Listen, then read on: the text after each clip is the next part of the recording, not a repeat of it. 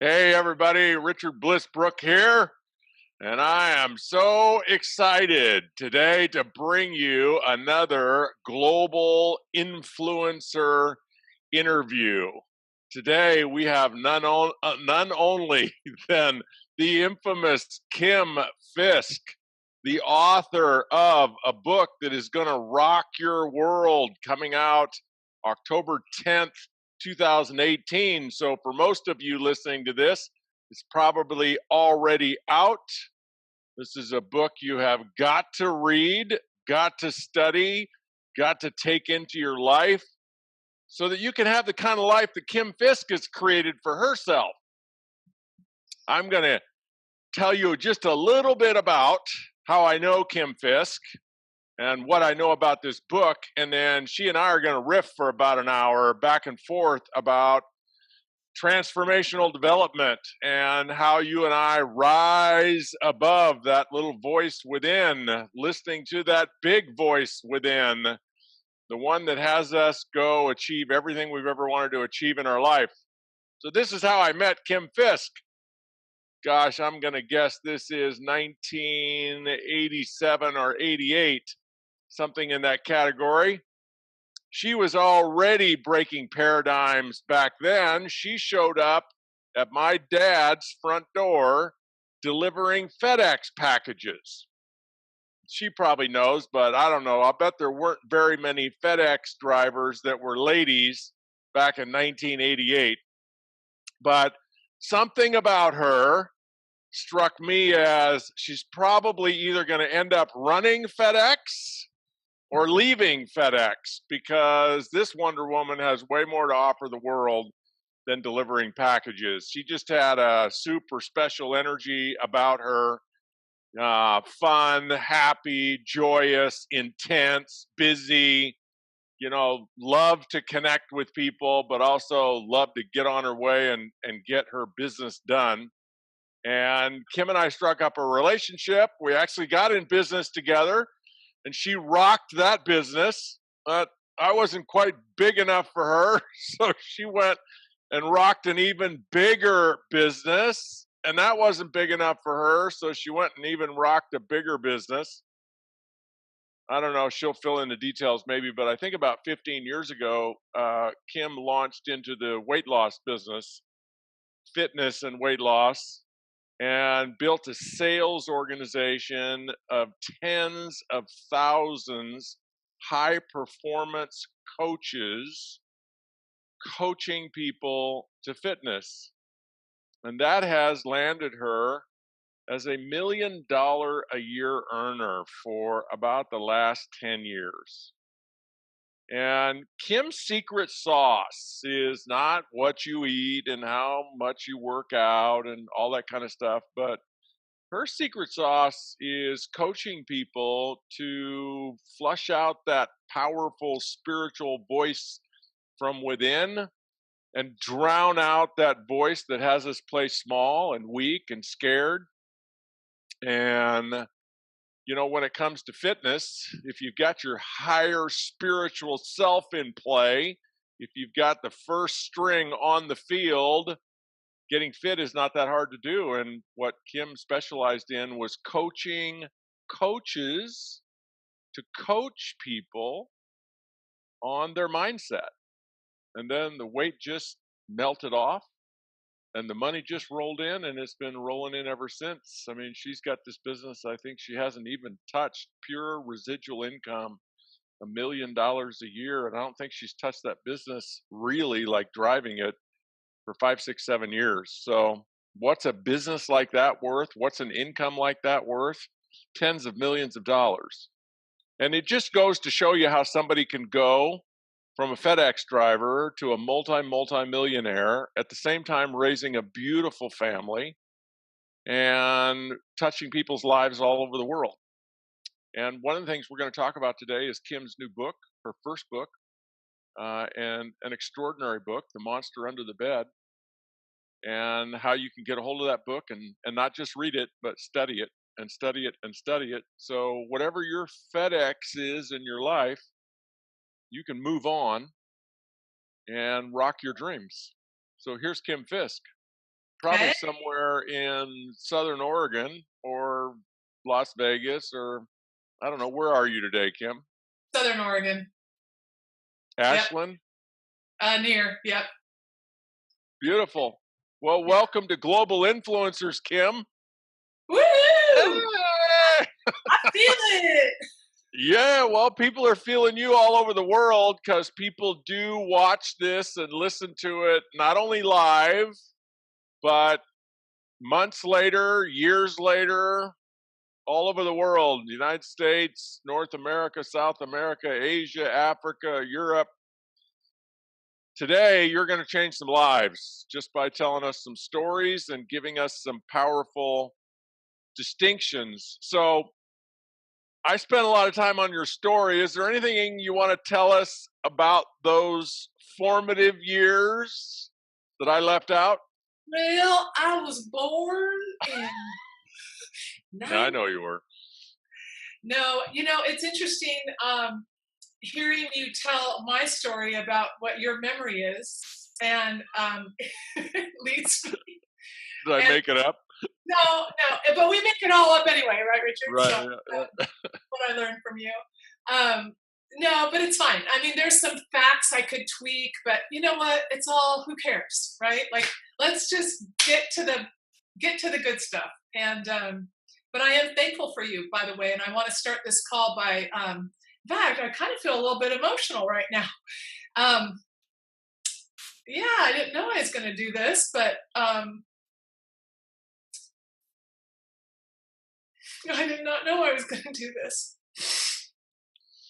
Well, that's okay. Take a moment to gather yourself. I can always I'm going to jump talk in. about you. You don't need to talk about me. No, Talk that's about me later. Tell us no, about your book. no.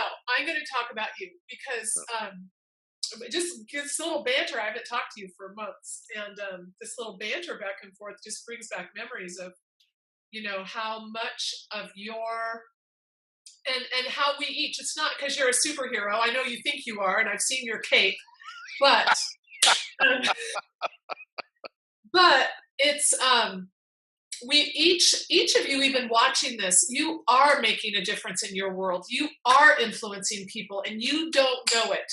Like Richard Bliss Brooke, I never called him Bliss before, but Richard Bliss Brooke has impacted directly and indirectly, just from Kim Fiske, who knows, hundreds of thousands. And I don't mean just impressed. See, there's a difference, because if this is a global influencer, that's a different distinction than a global impressor. I don't want to be here to impress you. I don't want Richard to, we can be all hoo-ha about how much money we make, but who cares, really? Like, in the big scheme of things, who cares? It's what is this thing that Richard led me, was one of the first people that was there with me in the genesis of my mind-blowing of who I am, the awakening of Kim Fiske was a Richard Brooke. And, it's kind of like your first love. Richard and I never had a romantic relationship, but Thank you, Joe. just to be clear here. Joe. Yeah, Joe, if you're listening, because I was married to Joe when I met you. So That's right. no, I'm just saying that intimacy is so much deeper than just romance. And so I feel that a strong spiritual, very, very strong connection to Richard. And so I'm just saying, because Richard has opened the door, or played a part in opening the door and we each do that for each other. Don't minimize your influence in your world. I know, and now I'm going to get to the book. I feel the book principle coming on. Awesome. Because the principle of the book, so the title is, can I go right there now? You go right there. Okay. The title is The Monster Under the Bed, but the subtitle really kind of says what it's about, and that is uncovering the lie that drives us. So it sounds like a kid's book at first glance, and it's really about what happened. If I made it up, it's a metaphor, But it's based on a lot of science that I've read, lots of books, lots of seminars, lots of in the trench work I've done with myself and others, that it fits for me. So if it fits for you, hallelujah. But see if it does. And that is, when we're little, in our brain, we don't have this fully functioning, rational, reasoning, logical brain, the prefrontal cortex.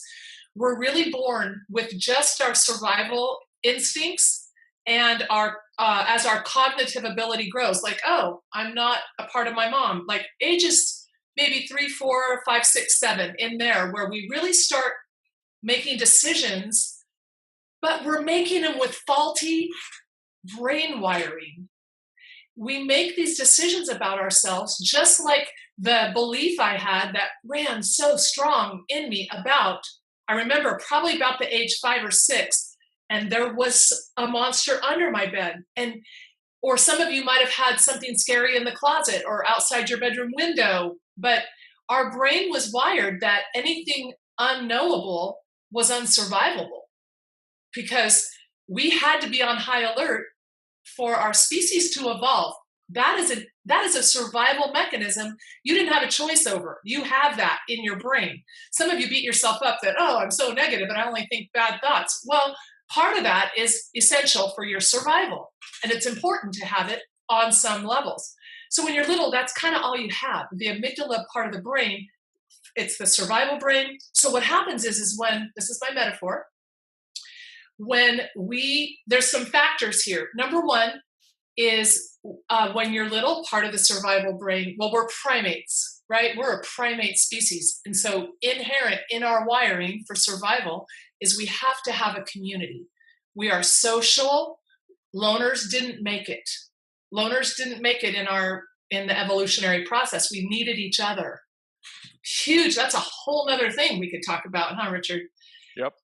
But when we're born or little, in these formative years, all we know is these people have to like me. That's how it equates in our emotional psyche. Like, how about now? Am I okay? Am I okay? Am I okay? That's the constant question running, because we have to be in order to survive. So with our illogical, no reasoning brain, how that equates to a little kid is, let's say your mom grabs you and pulls you away from a hot stove that you're going to touch, right? And maybe slaps your hand. What do you do? No, right? I did it. And that little kid, in his radar of, am I okay? Am I okay? Am I okay? He had no hope, no chance of logically reasoning that out to, oh, she loves me so much. Right. Right? The emotional pathway there was fired that I'm bad. Something's wrong. I'm bad. So what's hard now, by the way, is we have this brain that I'm talking to right now. I'm actually talking to everybody probably that's listening that's over 25. It takes till about 25 to get that brain fully functioning.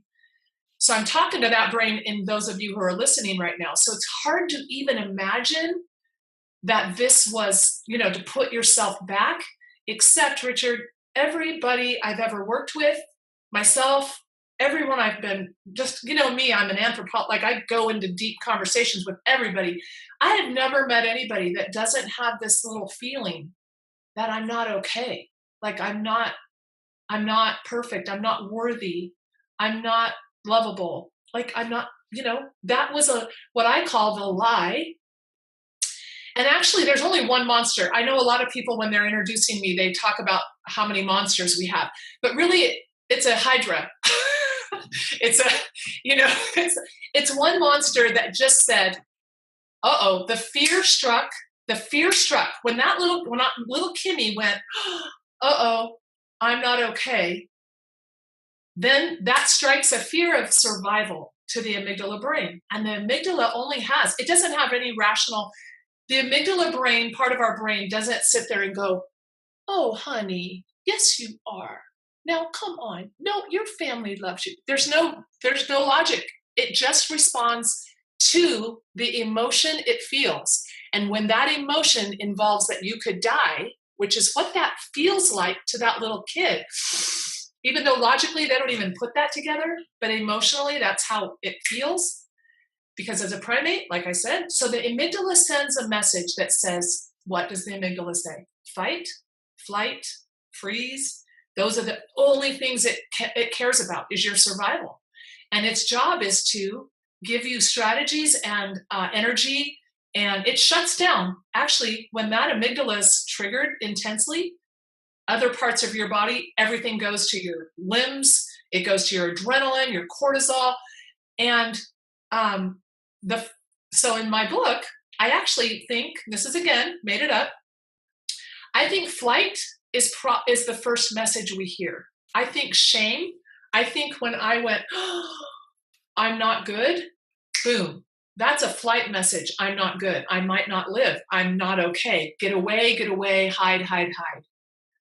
And in the book, I actually have 10 what I call monster tracks that are signs based on your responses, your reactions, your behaviors that show you specifically if there might be a monster under my bed.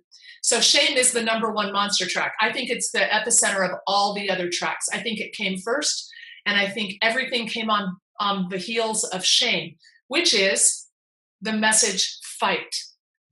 Because I'm not okay, I'm not okay. The other message was, you have to be okay, so get busy. Go, prove. What are you going to do? What are you going to do? What are you going to do? You got to be okay. You got to be okay. This is all done very unconscious. This is not logical for the kid. It just emotionally runs. So what we do is we look at our environment and we go, I have to belong to these people. They have to like me. So what do they value?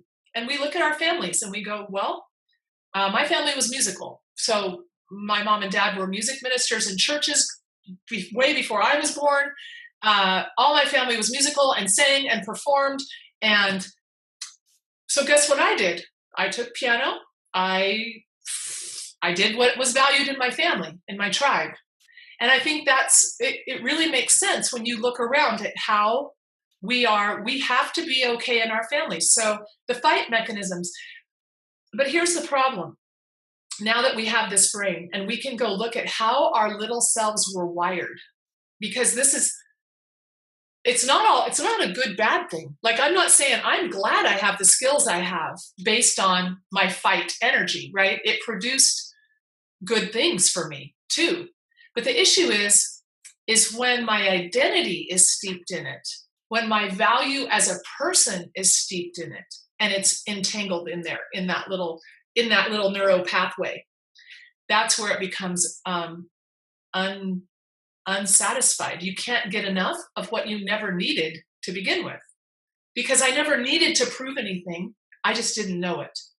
So, Richard, in the businesses we've been involved with, I did a lot with monster energy. I mean, honestly, like, it was all about proving I was special, and special is my little word that I needed to be. Little Kimmy thought, well, if I was more special, my dad wouldn't have left me. I wouldn't feel I need to be special.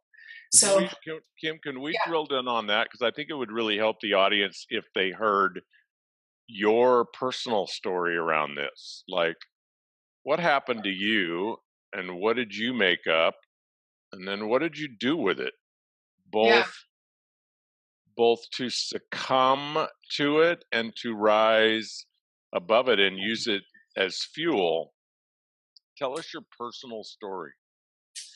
So I am the youngest of 3 children, and I was 3-ish, 4-ish. I think my mom and dad were not doing well even before me. I might have been a little, let's see if we can make this work kind of thing.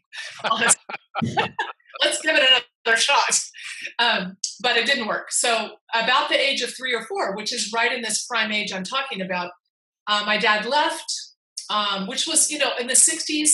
This was in the church world I was steeped in as well. This was not good. This was bad. This was really, really bad in the 60s for Christians to get divorced, and the whole family traditions and all the opinions of everybody. And so, but he did marry another woman, like on the day their divorce was final. So Wow. I knew that, like as an adult, I knew that, and probably I knew it as a kid. But but my belief is now, and I don't have absolute ironclad, evidence, but how it's played out in my life is I wired that little Kimmy with an inaccurate brain, illogical brain, wired that if I had been more like my dad didn't leave my mom. My He dad left left you. me. Yeah. And when I realized that as an adult, it was like from my toes, like a purging of, whoa, that is absolutely how I had it wired. And it seems so like all of you probably had that guessed already, but to my inner self, I didn't. To little Kimmy inside, I had never made that connection to adult Kim. So yeah, that was a big deal. And then it started making sense when I went, you know what? Little kids don't have the ability. It's also part of their survival brain to say anything that happens to me is because of me. And so that's why when that makes sense, kids of divorce or kids of abuse, um, anything that goes wrong didn't happen to me. It happened because I'm bad. There's something wrong. I should have been able to do something, like I caused that or whatever. So there's deep stuff going on in people's lives there. But my life, so, I grew up with, my mom still kept us in church, and we sang and we played, piano, and we da-da-da. And I was still close with my dad. I just didn't live nearby. And so, I had it really wired emotionally that I really, in certain areas, Richard, which is really funny because it doesn't make any sense. There's no real rhyme or reason about what areas in my life I needed to be special in and what areas I didn't care about. And I don't know. I don't have to make sense of it, really. I just acknowledge it and go, yeah, I didn't care about that, and I didn't care about that. I didn't have to be the best athlete. I didn't have to be the best blah, blah, blah. But in my music world, oh yeah, there was someone that got solos and I didn't. What? Oh my gosh. And I'd sit at the piano and sing, and I would imitate Kathy Paul because she could sing and play the piano and she got all the solos. So I'd sit there and just pretend I was singing like her. And then, so there was certain areas where I had, driven to be special. And then when I found network marketing, the other thing is my sister was 5 years older, and she's beautiful. My sister was always the really pretty one and got all the attention. And she knew how to do makeup and hair and decorated, and she dressed perfectly, and she'd do all of our hairs, and she was funnier than all get out. Yeah, I was ugly. I was a tomboy. I had bad teeth. I had bad hair. I was like, no one likes me. I'm ugly. Kathy was beautiful. So that was another area where I need to go, maybe find another area where I can't ever beat Kathy at this because Kathy's got it wired. 5 years older, she's got it. And so I think in my high school years, I remember kind of thinking, I'm going to have to maybe go find, I don't know if I thought this logically or if this was just a path I found myself drawn to of leadership and personal development. I got married at 18. I had relationships prior to that, like love lives that guys would leave me. Of course they would, because I wasn't good enough. I wasn't special. If I could just be more special, they would stay. It was the same little voice playing, right? And so I got married. That would prove it. I got married at 18. Had my first baby at 19. And about the time my prefrontal cortex brain was fully developed, I had 2 kids and I didn't want to be married anymore. It's like, you're a nice guy, but oh no. So left that guy. He was very nice, and he's a great guy, and he's been a great dad to the 2 boys. But then I went kind of wayward for a while. I left church.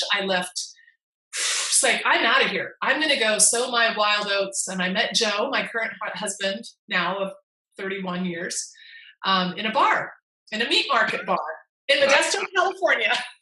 Because the kids were with their dad on weekends and they were going to church with their dad. So I felt good about that. But I just wanted to be free. And explore the world. And so, yeah, I met Joe. We got married a year later. And we got married in 87. So I know it was about 88 that you and I met, because you were my first, with my first husband, I think I dabbled a little bit in Shackley.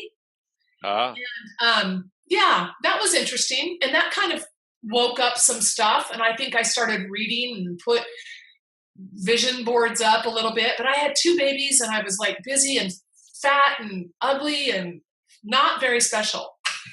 Right. You were special to your kids, though. So that's one of the drivers for people, I think, sometimes, is no matter what, if you have kids, you're going to be special to them. It didn't matter to that, Kim. No, my kids didn't matter. I mean, I love my kids. Don't get me wrong, but that wasn't. I needed the dad love. I needed that dad love. Mm-hmm. The dad, little Kimmy, needed that love. And so, no, the kids were not the thing that made me feel special at all. In fact, trying to think back, it probably even exacerbated the pain on some level.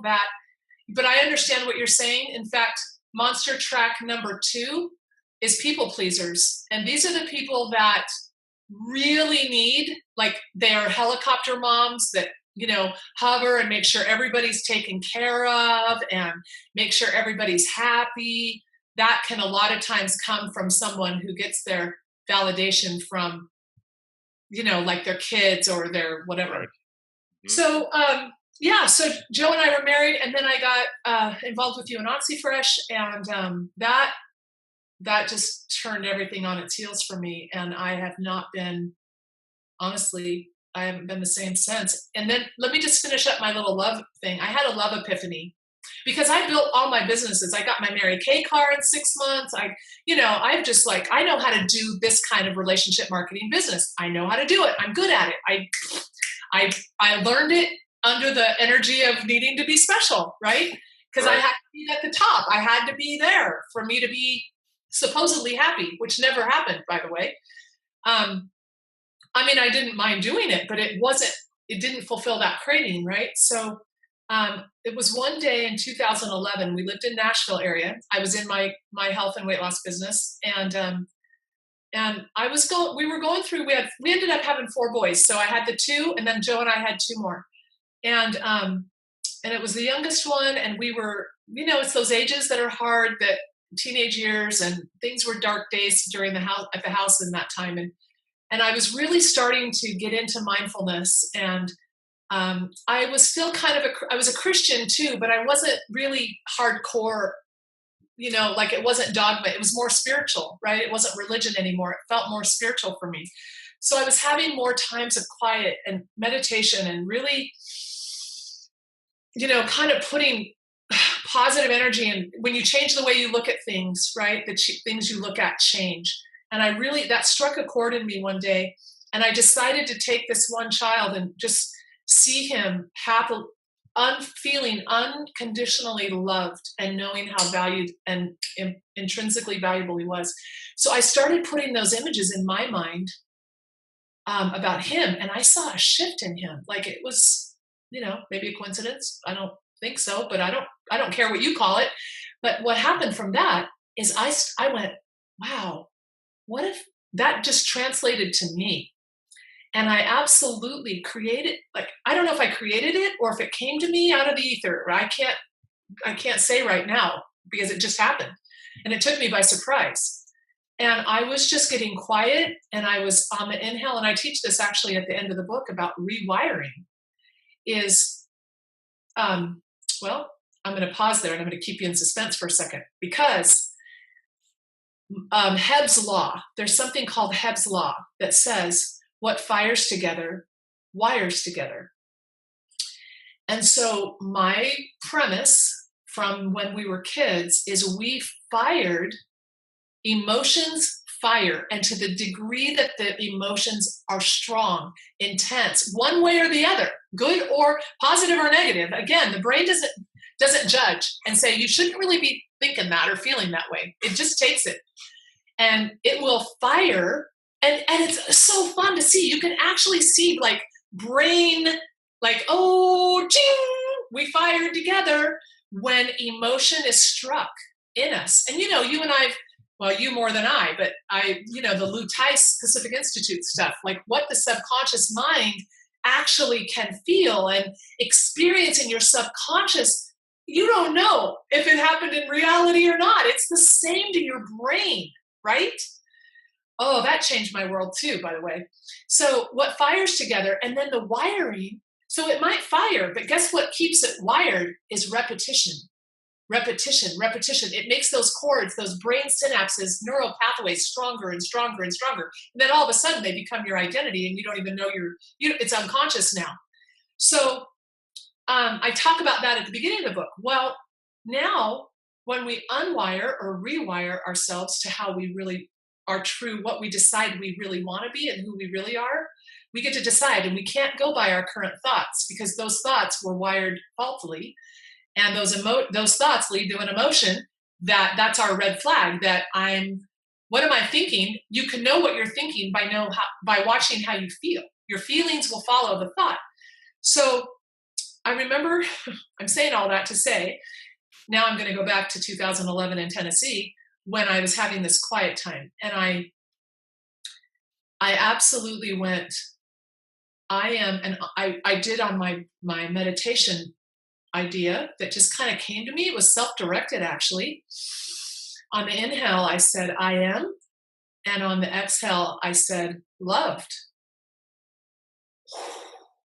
And that brought a picture to my mind of my dad, who's long gone now, but my dad that my little Kimmy needed to feel love from, right? Which is so common with all of us. It's because of these neural pathways that created these emotional stuff. And once little Kimmy felt, and the dad figure of my dad, in fact, my dad kind of morphed into like a God idea, It was like, it wasn't even just my dad anymore. It was like, and not God if your God is in a white robe and a beard and all that, hallelujah, more power to you. Like pick whatever image this is for you. But it's pure love is what matters. And it was enveloping me. And it just was like, I was in a rocking chair and it was stroking my hair. I'm just telling you, because if you don't get your imagination involved with it, like the power of your visual, I'm an NLP I'm a certified NLP person now, but Richard, you don't even know that. But I've learned the power of your mind and the modalities of visual and audio and kinesthetic and how it rewires you. And I believe in that instant, I was just infused. It was orgasmic. It was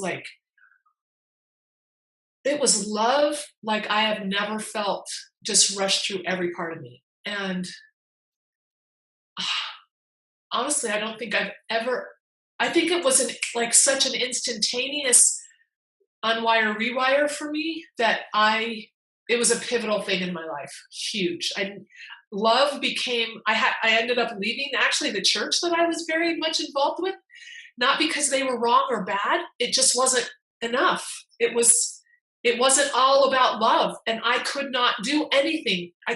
All roads led to, you know what, all that matters is just love. Let's just love. What if we just loved? It's all love.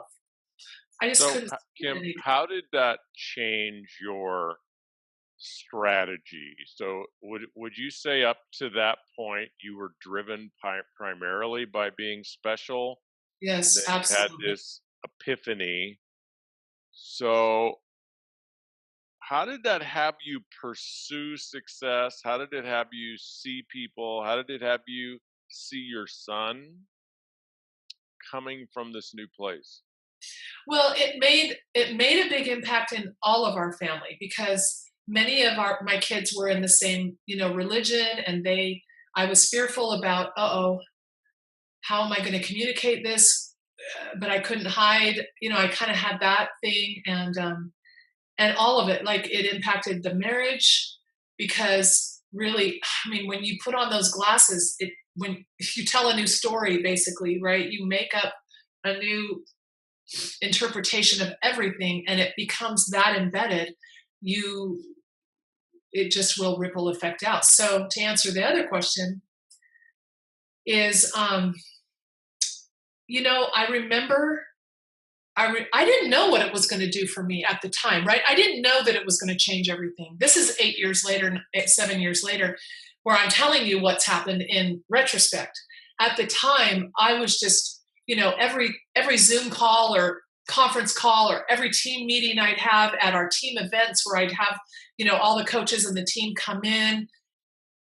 I wasn't teaching tactical things anymore. I let other people kind of talk about, what to say to people and how to pick up the phone and how to follow up and, all that stuff.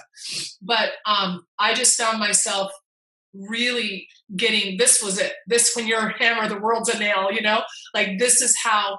But I'll tell you what, Richard, in fact, a lot of my team were in that religion that I was in. And I did worry that, if I leave, how will that impact my business as well? That was another huge feeling I had, because a lot of those people, a lot of my leaders were in the religion. But I just realized, what? What needless pain we bear when we worry about all that stuff. Because what I've discovered, and I've proven it so many times, if I don't listen to that voice, if I don't follow that, being authentic and truthful and I wasn't out to get anyone. I didn't want to prove anybody wrong about anything. They're right. They're great. They're awesome. I'm not reflecting that. And if their minds wanted to think I was saying that, that's on them. But all the things that happened, it just did not, none of the fears I had were ever validated. I just was honest. And I just said, I love you all. And this doesn't mean anything bad. This is only good. And, I understand we're changing. I call it the change of the dance step, right? Like we're used to this dance.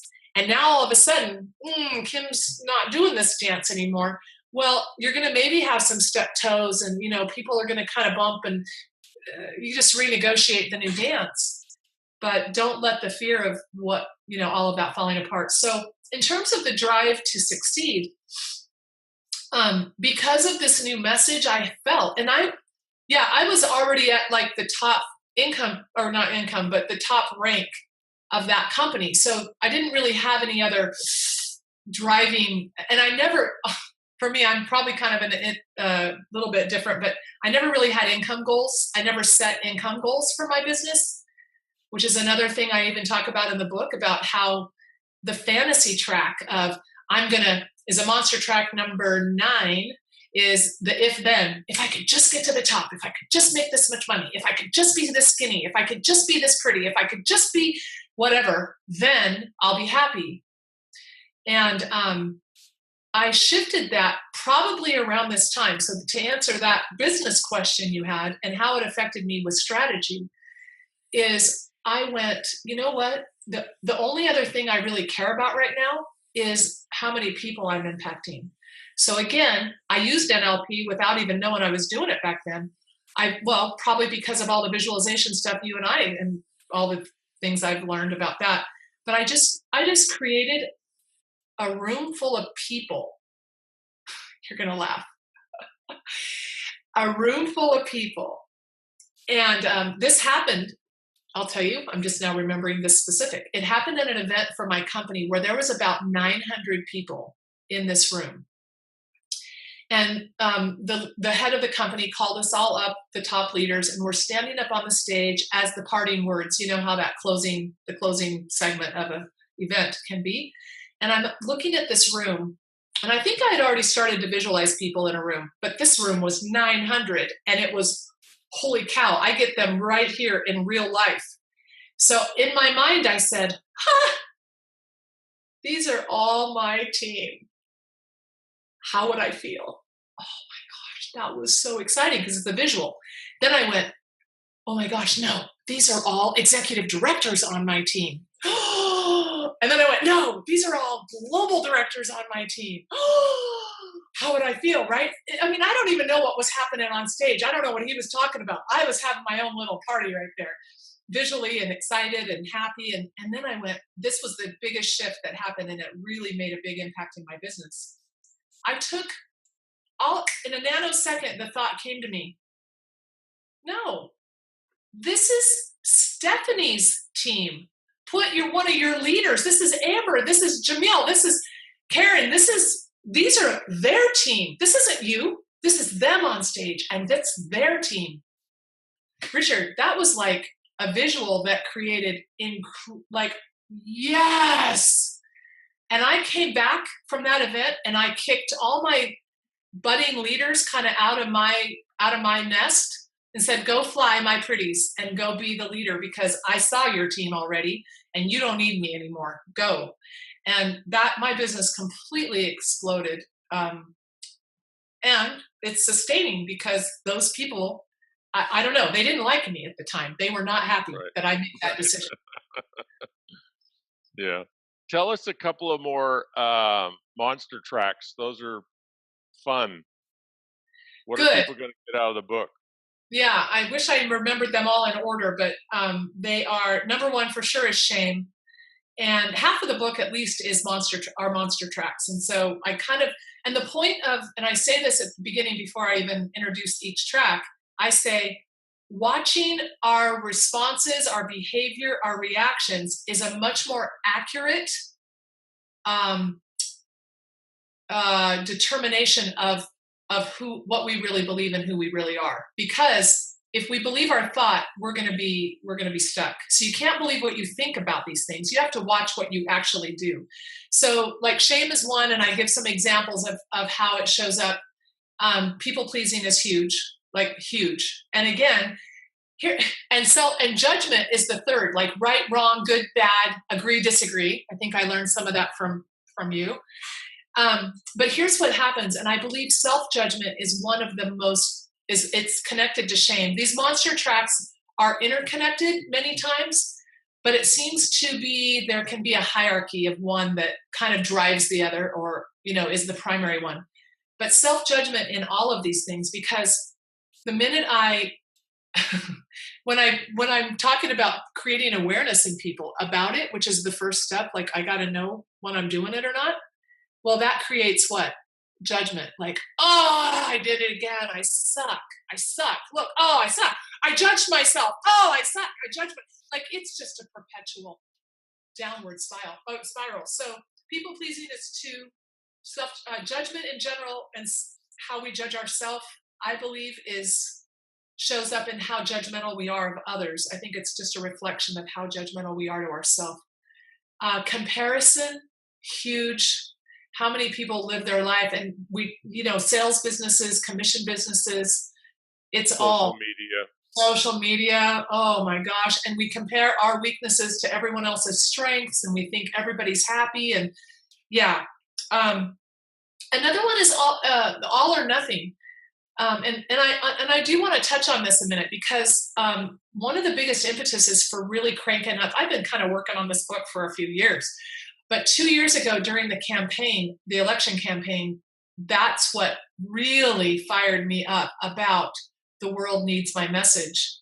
Because I saw such polarization, I saw such damage, I saw people just ripping up their families. I mean, people were Facebook messaging me saying, like a grandmother, for example. I mean, this happened so many times, but this one I'm just remembering, where she said, if anyone knew if my daughter-in-law knew I voted for Donald Trump, I would lose my grandchildren. Like, yeah, I mean, she was all upset. Kim, what do I do? I can't be honest. I can't say how I really feel in my family. And that's not uncommon. Like, it's been this, and I thought after the election it would get better. It hasn't gotten better. It's actually gotten worse, more polarized, more all this or all that. You're either an idiot or you're a Trump supporter or you're a Trump hater, and blah, blah, blah, blah, blah. And I'm asking everyone to just rise above the muck and the mire of that and say, and both.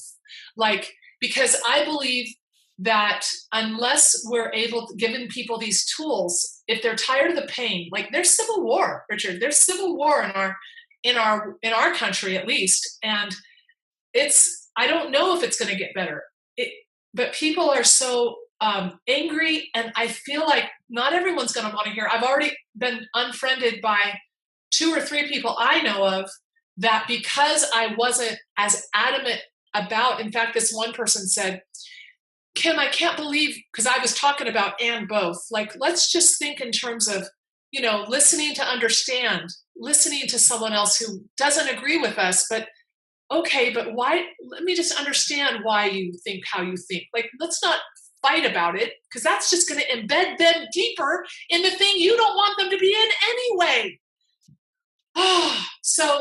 But because I didn't make a stand with her about something, she says, well, like Christ says we should love everyone, and he's not loving people. So I'm never going to speak to you again while we're on this earth.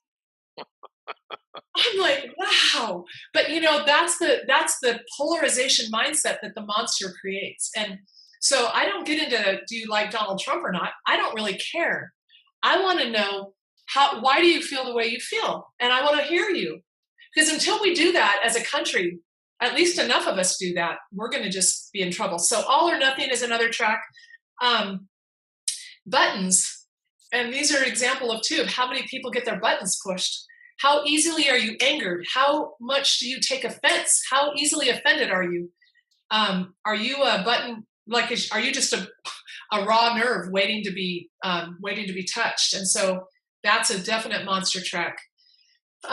Let's see. Another one is blame. Blame is number 10, and I save it for last because it's a definite fight message from the monster. It can't be our fault. But again, not to judge or beat people up. It is really how our brain is wired. Our survival brain is, we have to have a reason, a cause for every effect. So we can't be wrong if we're left to our natural wiring. So the whole point of the book is to build awareness with the brain you have now, that don't let it be hijacked by your 4-year-old self. Most of us are running around thinking thoughts and having feelings that were caused from our 4-year-old. And we don't know that because we're so aligned with it. So part of my message is to go to the observer spot and just watch it and go, wow, that's interesting how I thought I sucked because I didn't, because I yelled at my kids, or because I gained 10 pounds or whatever. And so, and then to rewire, to help tools for rewiring. So I think these 10 monster tracks, Kim, are really, I just love the way you've tied the story and the metaphor to 10 different ways it shows up in our life. I think that's going to be really valuable for people. So we haven't said it yet. Tell us about where can people get the book, and are you going to be doing anything to support the book? Yeah. Are you doing any speaking or any webinars or anything like that? So you're kimfiske.com, right? Yeah. And October 10th is the launch date. But if people go to your site now, they can sign up for pre-launch, which gives them what, a countdown clock, or what does it give them? I had a big website train wreck a couple months ago, and so I kind of had to start over. I learned a great lesson there. And so the website's today, the day we're recording this, by the time it'll be up by the time this is aired, so don't worry. kimfiske.com. And yes, I am actually doing, do you remember the Alexis Park Hotel, Richard? You were my first guest that came to my team event back in whatever year that was. I do remember. Yeah, it was, people on my team still talk about you. I mean, you're a legend. And, but that event, that day, November 4th, 2018, it's a Sunday, I'll actually be doing my first one-day event. I'm just going to I've done one-day events for my team regarding this, but the more I do, the more clear it gets, the more the tools I have to help, to your point, support people. What I've learned is that, and this is probably what's taken me a lot longer to get this stuff going, because if it was just a book, I could have had that out probably a year ago. But what I've noticed as I've talked to people about the principles and I've spoke about it to groups, it's definitely not a one and done. And it just opens a can of worms that can be uncomfortable initially. Like, your whole identity, you guys, is wrapped up. Everything, the negative and the positive aspects. I've had very successful business people tell me, Kim, I said, what would you be without your monster? And she said, I'd be a 300-pound bonbon eating, daytime soap opera watching slob, lazy slob. I go, wow, okay. So see, I call that chatter because the monster speaks to us in chatter. Have a whole chapter about that. So, and then another person said the other side of the coin, which was, you better not tell me there isn't a monster under the bed. And I said, really? Why? And she said, because then everything I've ever believed has been a lie. And she would need to take responsibility for her life. She wouldn't have anything to blame, those kinds of things. And it was a very emotional conversation. And so, yeah, I'm going to do retreats, Richard. I'm going to do one-day events. I'm probably going to have I just don't know if it'll be up on the website by the time this airs. But my goal is to provide support for the people that that resonate with this message, this metaphor, and help people find relief. Like, honestly, I've had people just release. I look at the monster tracks kind of like a spoke, like the spoke of a wheel, and the hub is the lie, and then the tracks are, the spokes. I've seen people have just immediate relief if they could just even release one of those spokes. Stop taking things personal. Stop judging. Oh my gosh, start being able to say no and feel okay about it. Like, scary, but you can do it. And here's why. And what you're hearing is the voice of your little 4-year-old that just needed everybody to like them. And that's all it is. It's not true. And some people might not like you if you say no, but it's okay because you're honest. You're just doing it from love and kindness. Don't be mean. But if we don't do that, then we get to toxic and we get, very dysfunctional, and we create more conflict than we think we're avoiding by saying yes to everything. So all these things, it's just so, I feel the pull, like, okay, you've got to keep going because you can't stop here. That's how I feel. So yes. Beautiful. Well, I think it's important for people to realize that there is another place to come from that produces far more energy and ambition and power and movement and creation than coming from a miffed 4-year-old. Yeah. And that's the purpose of all of this work, is to teach people how to develop their personal power, their self-love, and their ability to manifest a beautiful life coming from a totally different place than reaction and anger and all of those tracks that you're talking about, which are fascinating for people. And I'm glad you're doing a bunch of other work to support it. Everybody can learn all about that. Get on the mailing list at Kim Fiske, FISKE.com. And she's in Asheville, Oregon, and Las Vegas. And your first event, November 4th, will be in Las Vegas, right? Yeah. Yes. Details will be on your website. Yes. People want to go bask in the love of Kim Fiske and her transformation.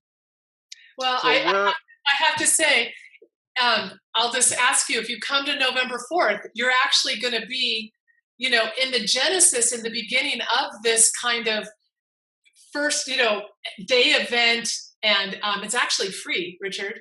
So, and it's a whole day, and it will be, so I'm excited, and I really believe that the people who are supposed to be there will be there. So I'm not all worried about it. I just think that I'm excited because, I go to some place just like you do. When you speak, what I do, I'm glad people get something from it, but honestly, it takes me to a place of contribution, or like a new place inside of myself that I love.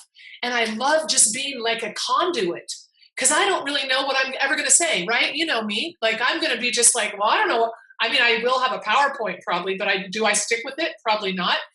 And so I love this conduit idea that I just open up and go, okay, I'm here. And I love what happens. And I have to go watch the replay to see what I really said, because I don't even sometimes know. Like, it's really cool for me. So thank you I hope it's a win-win. It will be, for sure.